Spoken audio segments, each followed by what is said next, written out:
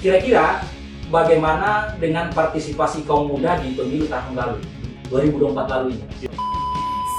Bagaimana sih menelisik praktek politik uang di pemilu tahun 2024 lalu, Mas? Apa yang kita harapkan bersama untuk partisipasi kaum muda di Pilkada Bantaeng nanti? KPU Provinsi Sulawesi Selatan setelah menggagas di pemilu kemarin ada namanya Kafe Demokrasi, Mas.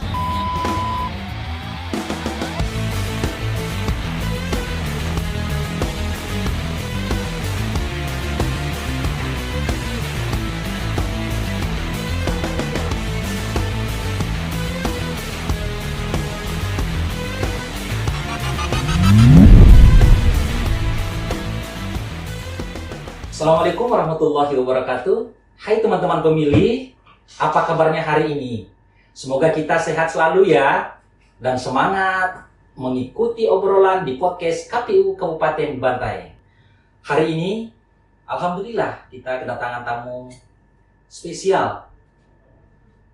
Karena kedatangan beliau ini jauh-jauh dari Jakarta sebagai salah satu dosen di Departemen Politik dan Pemerintahan Fakultas Ilmu Sosial dan Ilmu Politik Universitas Gadjah Mada, Yogyakarta, Indonesia. Penasaran kan? Siapa beliau? Inilah beliau, Bapak Prof. Mada Sukmajati, hadir di tengah-tengah kita di podcast KPU Kabupaten Bantaeng untuk berbagi pengalaman, berbagi ilmu kepada kita semua. Kita akan ngobrol banyak terkait apa yang menjadi topik bahasan kita hari ini, yaitu politik uang dalam menyongsong Pilkada tahun 2024. Tentu yang kita akan sasar ini, Mas, adalah pemilih milenial yang tentunya kita punya harapan-harapan besar bagaimana pemilih milenial ini menjadi corong untuk mengkampanyekan anti politik uang. Mungkin ada sedikit penyampaian yang akan kita sampaikan ke teman-teman pemilih. Kami persilakan, Mas. Terima kasih, Mas Aspar. Memang tema politik uang ini masih menjadi problema dan juga tantangan ya di pemilu-pemilu kita ya. Politik uang yang definisi sederhananya ya kira-kira pemberian uang, barang atau dalam bentuk yang lain untuk mempengaruhi pemilih. Nah, intinya bahwa politik uang ini menjadikan pemilih itu tidak berdaulat, gitu ya, terhadap pilihannya sendiri, karena dipengaruhi oleh tadi misalnya uang, misalnya sembako atau dalam bentuk yang lain lah, termasuk transfer dalam bentuk uang melalui digital dan seterusnya, karena tentu saja praktek politik uang ini tentu akan selalu memanfaatkan perkembangan teknologi. Ya, betul. Nah, dalam konteks itu apalagi kalau kita mengingat praktek politik uang yang juga sayangnya itu bersifat sangat masif ya, di pemilu-pemilu kita yang lalu, termasuk di pemilu serentak kita 2024 Februari yang lalu. Nah, kita kemudian menjadi penting untuk mendiskusikan ini agar nanti di pilkada praktek politik uang ini bisa kita minimalisir. Betul. Gitu. Ya, betul, Mas. Jadi mengingat pemilu yang kemarin sudah kita laksanakan sebagai hajatan nasional untuk seluruh rakyat Indonesia, tentu kita menginginkan bahwa pemilih milenial ini turut andil dalam melaksanakan partisipasi dalam pemungutan suara itu. Nah, angka partisipasi pemilu di tahun 2004 lalu itu secara nasional itu berapa, Mas? Untuk hitungan dari KPU memang secara resmi belum disampaikan ya, tapi kemarin ada data angka rata-rata partisipasi untuk pemilu serentak kita di Februari lalu itu berada di kisaran 81% rata-rata nasional ya. Ya, karena di Bantaeng sendiri Mas itu Iya. di pemilu kemarin tahun 2024 itu di angka 83% loh. Oh, berarti itu sudah di Iya, atas iya. rata-rata Di nasional. atas rata-rata nasional. Betul. Ya, kita berharap di pemilu di pilkada nanti ini Iya. itu minimal bertahan lah Mas. Nah, Iya. kita dari KPU Kabupaten Bantaeng mencoba untuk mengedukasi ke seluruh teman-teman pemilih mileni untuk menjadi corong. Kira-kira bagaimana dengan partisipasi kaum muda di pemilu tahun lalu, 2024 lalu ini, Mas? Iya. Kalau memang angkanya untuk secara nasional 81%, dan kalau kita mengingat atau melihat data bahwa sekitar 55% pemilih kita di pemilu Februari lalu itu berasal dari kaum milenial, ya mungkin kita bisa menyimpulkan bahwa angka partisipasi kaum muda di pemilu Februari 2024 yang lalu itu juga tinggi. Ya, begitu. Sehingga ini tentu saja menjadi optimisme bagi kita betul, ya. Betul. Sehingga tadi angka partisipasi yang di kisaran 81% untuk rata-rata nasional dan 3% di Kabupaten Bantaeng loh, Mas. Untuk Bantaeng ini kemudian bisa syukur-syukur bisa ditingkatkan, Ya, gitu ya. Betul ya. Tapi minimal paling tidak bertahan di angka itu. Terus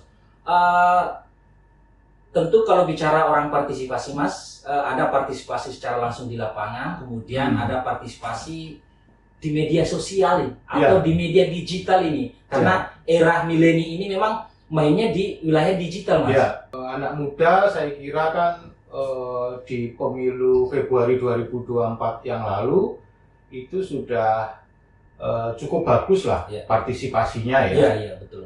Tetapi kan kita juga mendorong agar partisipasi itu tidak hanya dari sisi kuantitatifnya, iya, betul, tapi juga kualitasnya. Iya. Jadi kita harapkan terutama untuk pilkada nanti secara kualitas juga partisipasi kaum muda ini bisa meningkat. Ya, betul itu Mas. Terus selanjutnya bagaimana sih menelisik praktek politik uang di pemilu tahun 2024 lalu, Mas? Karena ini sangat marak di hampir menjadi budaya, tapi ini bukan menjadi budaya.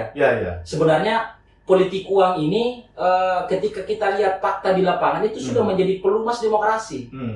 Padahal sesungguhnya politik uang ini mencederai demokrasi kita. Gimana Mas melihat ini? Ya, saya kira kalau saya sih sebenarnya lebih menekankan pada aspek preventifnya ya. Terutama sekali lagi orientasi kita mungkin sekarang sudah ke pilkada karena yang lalu sudah berlalu. Nah, dalam konteks preventif ini saya kira ada banyak hal yang bisa dilakukan oleh kaum muda. Ya, misalnya dalam konteks tadi aktivisme digital itu misalnya membuat konten-konten yang semangatnya adalah melawan praktek politik uang. Anti politik uang. Konten-konten yang tidak perlu perfect, yang harus sederhana tapi sederhana dalam bentuk yang digital dan tapi itu kemudian bisa disebarluaskan secara efektif efisien. Itu saya kira sudah menjadi salah satu partisipasi ya dari kaum muda untuk mendorong tidak sekedar tadi kuantitas tapi juga kualitas partisipasi para pemilih kita di pilkada dan bisa meningkat. Dan alhamdulillah Mas, sekedar kami sampaikan ke teman-teman pemilih bahwa KPU Provinsi Sulawesi Selatan setelah menggagas di pemilu kemarin ada namanya Kafe Demokrasi Mas. Yang kaos yang kita pakai ini.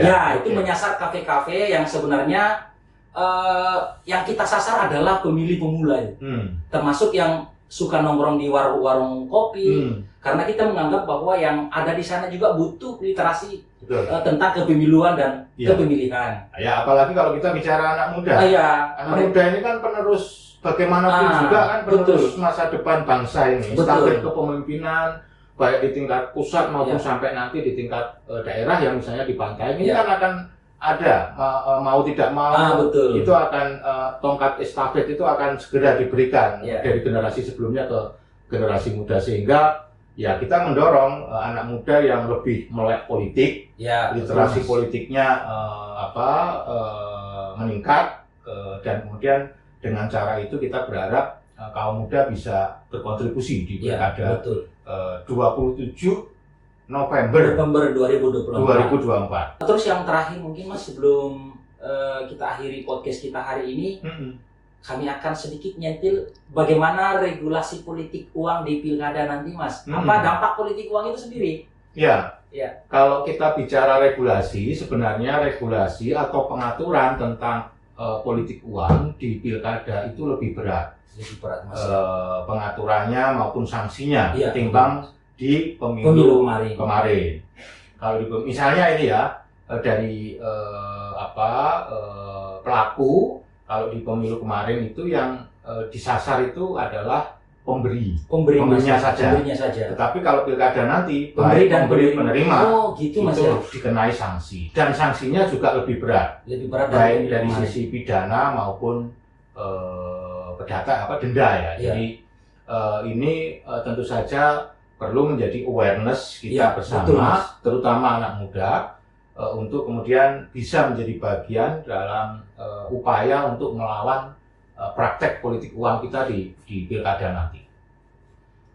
Iya, terakhir memang di politik uang ini menjadi momok bagi kita, tapi bukan Ya. berarti kita tidak bisa tinggalkan.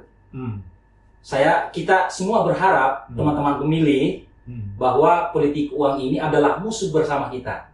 Tentu kami berharap dari KPU Kabupaten Bantaeng ini terkhusus bahwa pilkada ini bukan menjadi milik KPU saja atau penyelenggara pemilu saja. Bukan menjadi milik Bawaslu, bukan menjadi milik KPU. Tentu ini menjadi milik kita bersama. Nah, seperti tagline yang diangkat oleh KPU Provinsi, kita akan sama-sama, Mas ya. Iya. Ya. Mungkin bisa dijelaskan dulu. Ya, jadi pilkada yang tagline yang diangkat oleh teman-teman KPU Provinsi itu adalah di Sulawesi Selatan ini, Mas ya. Dan ini digelorkan di 24 kabupaten kota di Provinsi Sulawesi Selatan. Yaitu pilkada untuk kita.